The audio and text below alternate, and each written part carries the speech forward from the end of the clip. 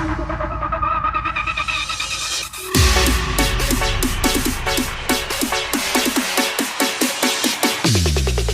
down.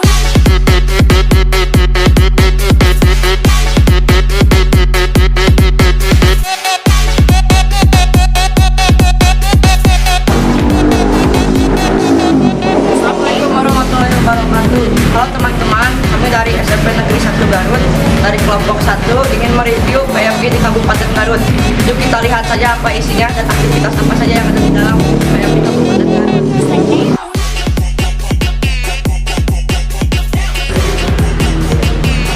Assalamualaikum warahmatullahi wabarakatuh. Halo teman-teman, nama saya Arta Granuliati. Assalamualaikum warahmatullahi wabarakatuh. Nama saya Agita Sinata.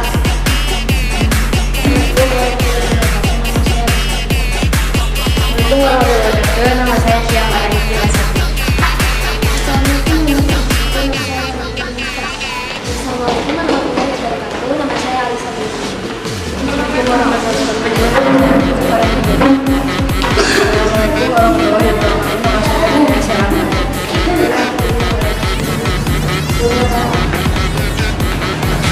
Ini adik-adik dari mana ini? SMP Negeri 1 Garut. Oh, mau apa nih kesini? Tes darah. Tes darah. Tes golongan darah. Oh, perorangan ditesnya atau misalkan hanya untuk satu. hanya satu. Untuk apa nih? Untuk eksperimen dari tugas sekolah. Oh, tugas sekolah. Oke, baik, nanti kita tunggu dulu ya. Kebetulan ada yang lagi donor. Tapi kalau misalkan adik-adik mau tahu secara teori itu kan terkait masalah golongan darah, akan sampaikan, mau nggak? Oh, Benar. Benar. Kenapa darah seseorang bisa diketahui A, B, O-nya? Tidak tahu. Nah, kan udah tahu kan? Nah, gini, di dalam darah itu ada zat yang namanya antigen dan antibodi. Ya, nah, darah itu terdiri daripada sel-sel darah dan cairan darah. Sel-sel darah itu dibagi 3, eritrosit, leukosit, dan trombosit. Nah, kalau cairan darah ini terdiri daripada plasma atau plasma ya, sebenarnya atau plasma. Ini terdiri daripada air, paling banyak air, garam-garaman, globulin, dan zat yang terkandung di dalam cairan itu sendiri yang disebut dengan antibodi. Oke, itu teori. Boleh sekarang masuk.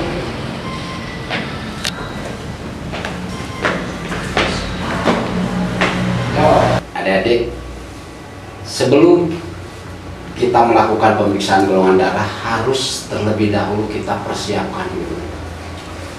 Persiapan itu ada 2, 1 reagen. Ya, yang namanya reagen ini zat cair ini. Ini anti A, warnanya biru. Ini anti B, warnanya kuning. Ini anti D, warnanya putih. Anti A dan anti B itu untuk pemeriksaan golongan sistem ABO yang diketemukan oleh Jan Landsteiner tahun 1900. Kalau anti D ini untuk menentukan resus. Ya. Resus ini terbagi menjadi 2. Resus negatif dan resus positif. Sebetulnya golongan darah di dalam darah kita ini banyak. Sistem ABO, sistem resus, Kel, Dapi, Luteran, MNS dan sebagainya. Kurang lebih ada 11. Tapi itu keberadaannya tidak menonjol. Yang sangat menonjol yang mempengaruhi tentang transfusi darah itu cuma 2, sistem ABO dan sistem resus. Oke? Nah, ini disebut dengan reagen. Yang kedua, kita persiapan alat. Ya. Alat yang pertama yaitu lancet. Ya, lancet. Alat yang kedua untuk antiseptiknya kapas. Yang ketiga plet. Nah, cara untuk pemeriksaan golongan darah ini ya metodenya itu ada dua. Pertama, metode pakai tabung atau salin, ya, pakai salin. Salin itu NaCl. Jadi teknis pemeriksaan dengan metode salin. Jadi pakai tabung, diputar dan sebagainya, ambil suspensi 5%, lalu kita periksa golongan darahnya, lalu kita ketahui golongan darah. Itu lebih bagus. Yang kedua, sistem plate. Ini. Nah, sistem plate ini di sini ada cell typing dan serum typing atau back typing. Nah, cell typing ini anti A, ini anti A ya, anti B ini. Dan ini kalau sel back typingnya itu T sel A, T sel B dan T sel O ini hanya sekedar kontrol. Ya. Nah, tapi kita yang akan lakukan itu hanya sel typingnya saja. Ya. Ini anti D. Siapa yang lebih bisa? Oh, sini ya. Jadi pertama untuk pemeriksaan itu karena kita pakai lancet, bukan diambil melalui spet ya. Kita pakai lancet cukup dengan ujung salah satu jari. Nah, dari kelima jari ini boleh, cuman yang biasanya di mana gitu kan. Nah, mau jari tengah boleh. Jadi kita ambil alat untuk pembersih atau antiseptik ya, bersihin. Nah, bersihin gitu ya, buang, lalu ambil lagi untuk yang terakhir, bersihin, set, udah. Ini lancetnya yang sangat bagus ya, jadi nggak kelihatan jarumnya. Nah, jadi tinggal tekan yang kuningnya ini. Nah, lalu pijit dikit. Nah, ya ada. Harusnya ini pakai pipet, tempelin karena kita sederhana saja ya, untuk biar lebih cepat kita simpan di sini. Ini anti A, ini anti B, dan ini anti D. Ambil kapas lagi, suruh tutup. Nah, gitu. Baru kita ambil anti A. Anti A kita tetesin di anti A. Kita ambil anti B, kita tetesin di anti B. Kita ambil untuk resusnya anti D, kita tetesin di anti D. Nah, apakah boleh melalui pengocekan? Boleh, tapi harus pelan. Nah, kalau terlalu kenceng ditakutkan hemolisis. Jadi darahnya tidak akan terdeteksi. Ya. Kalau misalkan ini terlalu apa? Terlalu kental, bolehlah kita lebarkan ya. Bolehlah kita lebarkan.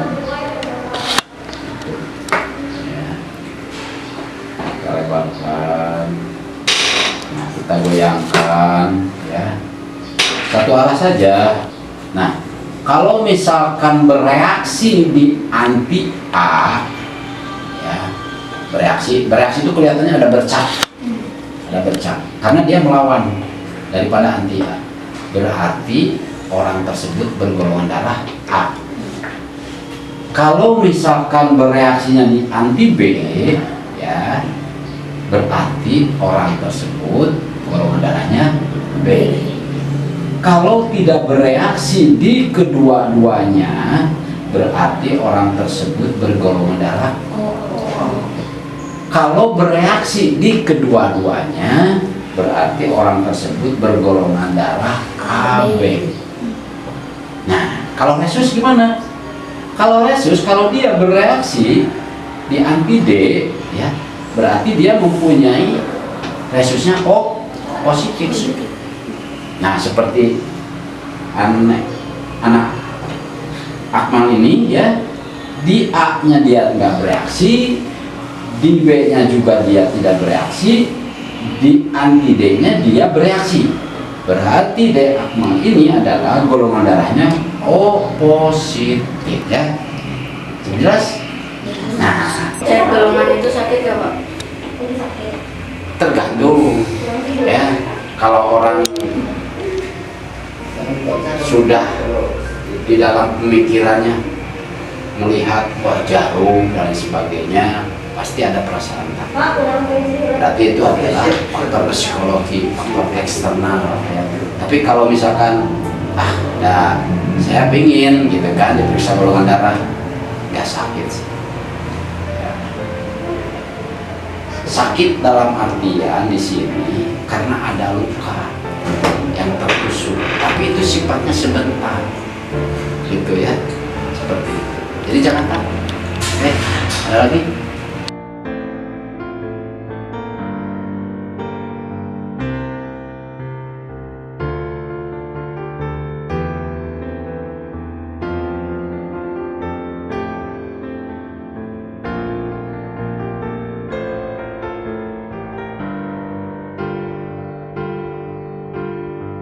Pak, donor darah sakit ya Pak? Tidak, bagus.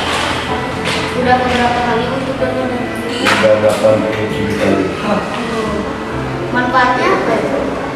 Enak, bisa menambah makan, nafsu, ya. Cuci darahnya nanti dicuci dulu makan, ya kita makan sehari-hari itu, nanti dia kembali lagi. Kita lagi normal lagi darah. Jangan takut darah diambil terus kurang darah enggak, ya. Udah bakalan habis. Nggak bakalan habis, malah kita menambah terus. Kalau orang yang biasanya donor darah biasanya tambah gemuk, ya, enak badan. Jangan takut, ya. Pengalamannya apa ya? Pengalamannya, ya, kalau sehari-hari pengalamannya tiap hari kita bekerja seger badan, itu pengalamannya, ya. Baik, terima kasih ya Pak. Bapak dari usia berapa? Usia saya 59. Usia donornya dari 18 tahun. Baik, terima kasih Pak. Iya, sama.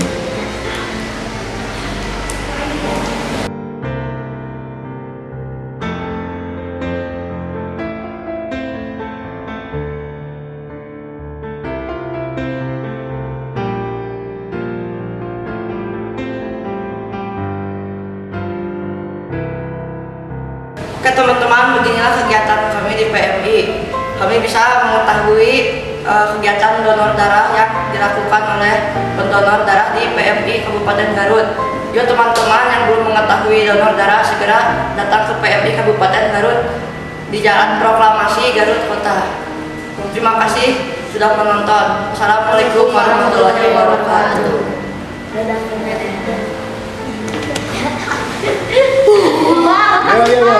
Ya ini pengalamannya donor darah tadi itu artinya kita itu saling membantu yang membutuhkan darah. Itu aja ya tadi itu Pak. Ya yang kita tadi itu pengalaman kita donor darah dari 87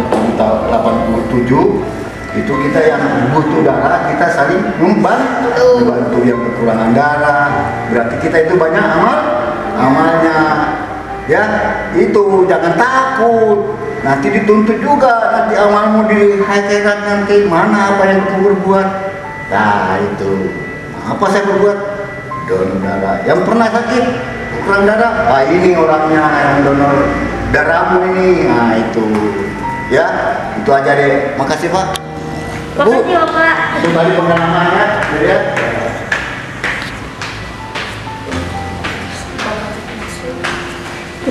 Terima kasih Pak Gus. Udah. Dede, terima kasih atas kunjungannya ke UGD PMI Kabupaten Garut. Apa yang kalian barusan dapatkan, ya, penjelasan dari Bapak, mudah-mudahan menjadikan ilmu dan bisa bermanfaat. Ya. Dan jangan lupa, kalau bisa ajak orang tua ya untuk mendonorkan. Ya. Terima kasih. Assalamualaikum warahmatullahi wabarakatuh. Waalaikumsalam warahmatullahi wabarakatuh.